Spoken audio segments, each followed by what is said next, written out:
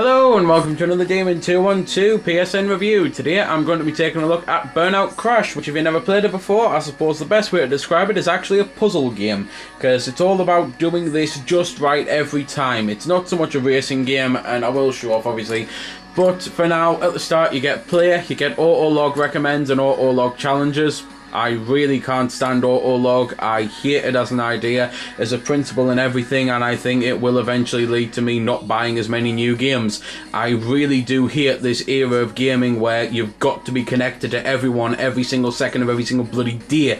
That seems to be the way things are going with your Facebooks and your Twitters, and quite frankly I don't need to actually know what my friend done 5 hours ago when he decided to peel an apple backwards. I'm sure if it was that important when I met him face to face he would have told me. So I truly do detest these auto logs and all this crap social stuff that's getting forced and tacked onto games for no need whatsoever. But that's just my opinion. Except for the fact that my brothers hate them too. But anyway, leaderboards are leaderboards and helping options are helping options. You can view how to play, you can go into settings, of which you can log into your EA account, you can enable subtitles, and you can change the music, voice and effects volume, which that's about it. The one thing I will say is the voice volume, you'll probably want to switch it right off, because I don't know anyone on the planet who doesn't want to smash DJ Atomic's head in. I've hated him ever since he was introduced into Burnout, and I still do hate him. He's just incredibly annoying. I also don't like that on Burnout games now, every time you do something, even if you've done it a million times before, the game seems to hold your hand and tell you how to do it, just in case you forgot, as if you've like a goldfish playing this game with a 3-second memory. But I will explain that when some of the things that it constantly tells you appear. For now, you've got the 3 different events, which is Road Trip, Rush Hour and Pile Up. I will show them because it's the only 3 different events in the game. It's also, as that might have already tipped you off, it's an incredibly short game because there's a handful of cars on the game and there's a handful of tracks. It's the type of thing that the price you're paying for it almost seems a bit like a rip-off, even though it was kind of a cheap game. Anyway though, you've when you choose a mission or anything, it tells you what the accomplishments are for the stars. So as you can see here, score $20 million, 30 million, 50 million, trigger the super feature, blow up the a sports car before the feature, and they give you your stars, and you need your stars to unlock different things. You've then got the vehicle selection, which there's 7 vehicles on the game, and you can choose the paint job if you want to. Personally I always do, because purple's my favourite colour, so I always choose purple. The paint doesn't do anything though, except when you unlock the black paint, which gives you 1 extra power and aftertouch on every vehicle. It's there as a little bonus for beating the game. There are a couple of cool vehicles, like the B-Team van and that, but other than that, they are just cars and you control them. So you push the left analog to steer and you can drive around, but you've got to hit something. And this is what I mean by it's like a puzzle game, because you've got to learn where the traffic comes from, where it's going, and you've got to time your crash breakers just right. You can smash into things to destroy houses and you get major bonuses for them.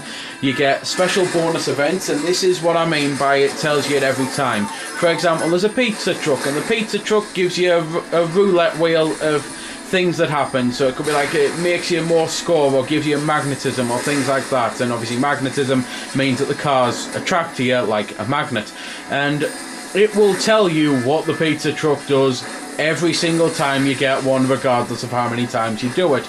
It will tell you what the police do. It will tell you what the ambulance does. It will tell you again and again and again. And there's no need for it, because once you know what it does, you don't need to know what it does again. The whole point of the game though, as you might be guessing, is to cause damage and to get a load of money racked up, and hence the whole 30 million, 50 million stars and that. But here's one of the events now. I've had the good cops before, yet it still tells me. So it's incredibly annoying.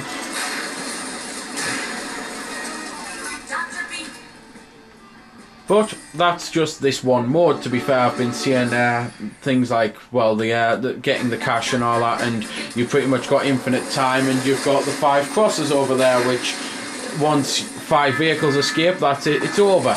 You've then got your other modes, so I'll just cut into one of them. So you've then got this mode, which is rush hour, and you've only got 90 seconds to do as much damage as possible. It doesn't matter how many cars get past you, other than the fact that obviously you don't get points for them.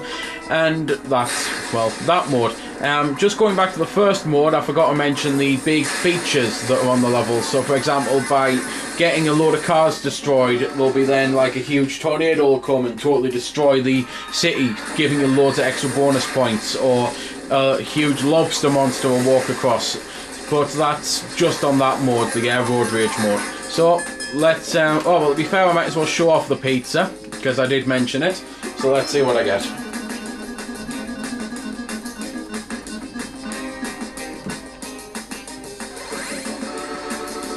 Bank truck, which even though I've had that before, it still informs me that I have to blow it up in order to get bonus cash from them out. And I missed it anyway. So let's go on to the third mode. So this is pile up, and the whole point of pile up is you've got to, well, get all the cars together to pile up until you've got a nice big section, and then you can blow them all up together. You get a multiplier, which, as you can see by the cars leaving, my multiplier is going down. And once you do the big explosion, it sets the cars on fire, and anything pretty much you touch sets on fire, and you have to keep things on fire for as long as possible. So that's pretty much the pile-up mode. Gameplay wise, obviously I've mentioned everything, but you've probably noticed the stages now. There's not exactly, I've not been showing many up. There's not many on the game. There's only something like 7. It might, to be fair, be 8, but there's pretty much a handful of them to go with the handful of cars that you get. This is what I mean by, even though it's a cheap game, you're not really getting much. You get 3 modes, you get 7 cars, you get a few different tracks, you get a few different special features on the tracks, and it's just a really tiny game. It's the type of thing you can beat it. If you're incredibly good at the game, probably about 3 hours. If you're decent at the game, 4 hours. If you're crap at the game, yeah, it might take you 2 weeks, but it's just the sort of game that if you really love Burnout and you do get in the mindset and being able to play it and get good, you'll go through it in no time at all. Yeah, it might take you a little longer to get all the stars, but it doesn't really matter that much. You'll still have beaten and seen every track and seen every car and that by doing it without them.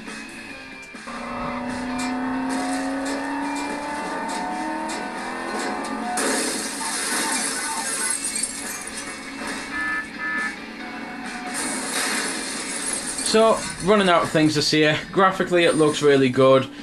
Musically, I usually hate the Burnout soundtracks, and it usually gets to a point where there's only one track on them I like, and I have to just listen to that track over and over again. For example, with Burnout Takedown, if it wasn't for that game, I wouldn't have got into Jimmy Eat World, because Just Tonight was on it, and I loved it. I listen to it all the time. To be fair, Just Tonight might have been on Revenge. The Jimmy Eat World song on 3 might have been middle. Might have been, I honestly can't remember now. I just know on each game there was a track, and because of them I got into the band, and I really love the band, and that's purely because it was the only tracks on the soundtrack I liked. With this, it has actually got some recognisable tracks. It's got some good tracks. Yeah, it's got a couple bad ones and annoying ones, but it's not the type of thing that I end up sitting playing with my iPod on, which is a huge improvement for a Burnout game, I find. Then again, to be fair, having a crash mode's a huge improvement for a Burnout game. I absolutely hated Paradise. As far as I'm concerned, Paradise might as well have been Midnight Club or Need for Speed, because it wasn't Burnout. At least this kind of feels like Burnout. I just hope we get a real Burnout at some point to actually continue on the franchise, really. So there we go then. That's been the review. I hope you found it helpful. I don't score the games because that's based purely on opinion, so instead I'll leave you to make your own mind up. So thanks for watching, and if you've got any questions about the game that I didn't answer in the vid or that hasn't been answered in the comments, then feel free to ask and I'll help if I can. Also, if you did find it helpful, don't forget to check out my channel, because there's plenty more like this up there, and don't forget to subscribe because there'll be plenty more to come as well. So until next time, this has been Demon212, signing off.